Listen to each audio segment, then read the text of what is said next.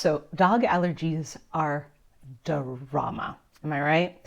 My dog Ciccio used to scratch at his chin until it was a raw, bloody mess. It was so heartbreaking. And his ears, they'd be fine until one night at 3 o'clock in the morning, he'd wake up shaking his head desperately, scratching like crazy, waking up the whole family trying to get a little bit of relief. They were raw, inflamed, and bright red. It was awful. So if you're dealing with paw licking, ear flare-ups, or itchy skin, stick around because this video is for you.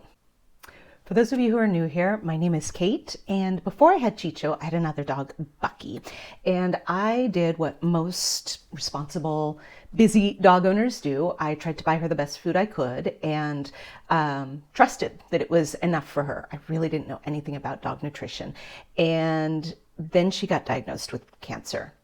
It was bad. And that's where my California girl aspect kicked in. I really started asking questions. I started investigating. I fell down so many rabbit holes. I really wanted to find the connection of food as medicine to help my girl as much as I could in the time that she had remaining. I learned a lot, so much so that I ended up becoming a certified canine nutritionist, and now I spend my time educating other dog owners about simple, effective ways that we can help our dogs to live healthier, happier lives and hopefully keep them around a little bit longer. Because you see, when I started this journey, everything seemed so complicated. Everything was so contentious. You have to do this, you have to do that, everyone judging everyone.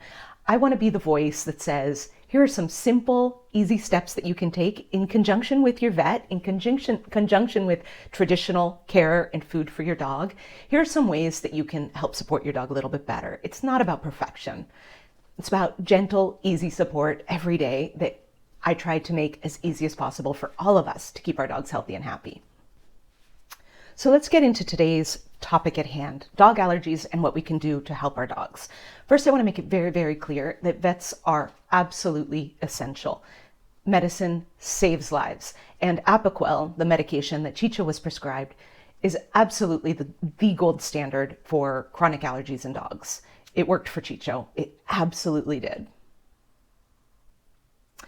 But let's be honest, Apoquel is insanely expensive. Like, hide the receipts from my husband after the vet visit's expensive. And in addition to the expense of Apoquel, I wanted to find something that would support my dog's body naturally, that would prevent the flare-ups in the first place. And this is where so many dog owners get really stuck. The medications work, but then the itching comes back. And so you're faced with the dilemma of a lifetime of medication or watching your dog suffer. I didn't want to fight my vet. I trust them. I just wanted to have more tools on the table. And a real shift came in how I took care of Ciccio when I connected the dots between gut health, immune balance, and allergies. Because allergies don't just happen in isolation. There's a lot of communication between your dog's gut, their immune system, and their skin conditions. And it's really important to understand what's going on all of those levels. And so I started testing things. When I started really trying to support Ciccio through nutrition, I found what we needed. And as his gut improved, the allergies started going away. I noticed that his chin was healing. He wasn't scratching anymore. His ears haven't had a flare-up in a while. And the best part, I haven't had to give him Apoquel for months. And so I really want to be super clear. If Ciccio does need that Apoquel, he's going to get it. Absolutely. No problem. But for now, I've found a solution that allows me to improve his immune system, which is always a bonus, improve his gut health, again, always a bonus, and it's inexpensive, easy, and to be perfectly honest, I really felt guilty hiding those receipts from my husband, so no budgeting gymnastics needed either.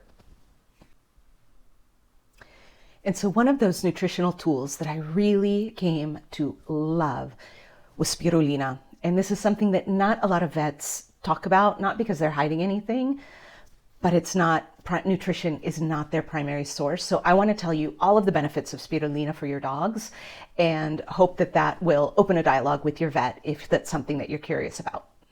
So what is spirulina? It's an algae that is then ground into a fine powder. It's dark green. It's basically the color of my background here. And it is a natural antihistamine, among many other things, which are other videos for other days. It's amazing. Anyway, not only is it a natural antihistamine, it has really, really strong anti-inflammatory properties. And so what does this do? It helps to block those allergy symptoms in a much more gentle way than medicinal antihistamines. And it also supports the immune system, which helps the body to react to those allergy culprits, if you will, in a much more gentle way. The benefits are a better immune system reaction, support for histamine balance, and also the antioxidants in it are going to really support skin health. And all of those things working in unison are really going to help to support your dog in a way that's a lot more gentle and natural, and hopefully those allergy symptoms will begin to dissipate. Okay, so let's get into the nitty-gritty here. Dosage. You want 10 to 25 milligrams per kilo of body weight per day. Translated, that means that for our smaller dogs, you're going to be giving them between 50 and 125 milligrams per day. Medium dogs are going to be getting between 100 and 300 milligrams a day.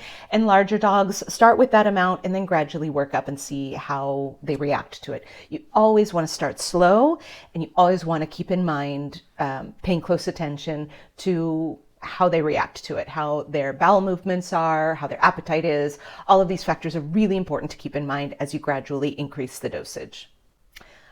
Okay, so let's get into the real life part of it, because I don't know, spirulina is also amazing for humans. I personally love it, but it tastes disgusting. So, how do we use it? How do we actually do this? Now, with Ciccio, really, I wanted to focus on his gut health. So I started including kefir and Greek yogurt into his diet in lieu of the canned dog food that I would normally feed him, just a little scoop to sort of stir up his kibble. I started using that instead of the canned food. And what I would do is I would pre-mix the spirulina into those really gut-friendly foods and mix that into his food. He devoured it, loved it. I really suggest this as like top tier. Dog doesn't know he's taking something that he likes. Ciccio loved it. Now, if your dog is a little bit pickier, try maybe mixing it into a bone broth or something else that's a little bit more savory. You can really trick them into eating quite a bit. So the amount that they need is really not a lot. We're talking milligrams, not grams. So it's barely just a little sprinkling in each of their meals. And so the important thing is consistency. Consistency matters over perfection. This is a long-term support. I'm still giving Ciccio the spirulina every day. And it's just so good for them. So now, if your dog is extremely picky and just will not touch them, I actually created a dog treat called Fresh Breath Spirulina that obviously is made with spirulina. It is one of my best-selling dog treats. Dogs love it. I sort of hide the flavor of the spirulina with applesauce, Greek yogurt, coconut, parsley. Yes, it will help with their fresh breath, but the fresh breath happens because of all of these really gut-friendly ingredients that are included in the treat, and that might be a really great place to start if your dog is not having it with the spirulina powder. So if you're dealing with chronic allergies for your dog, you have all of my empathy and support. And please remember that your vet is there to help you. You're allowed to ask questions. You're allowed to bring new things to the table. Maybe you can actually talk to your vet about adding spirulina to their diet. This is all an evolving world, this new world of dog nutrition and all of these superfoods that can really help them and help us to give them that happy, healthy life that they deserve, and hopefully to keep them around for us a little bit longer.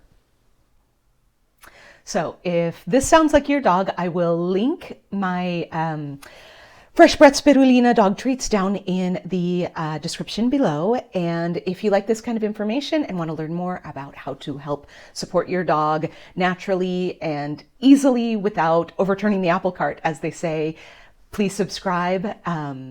It's kind of what I do. Thank you so much for joining me here, and I hope you have a lovely day. And go pet your dog.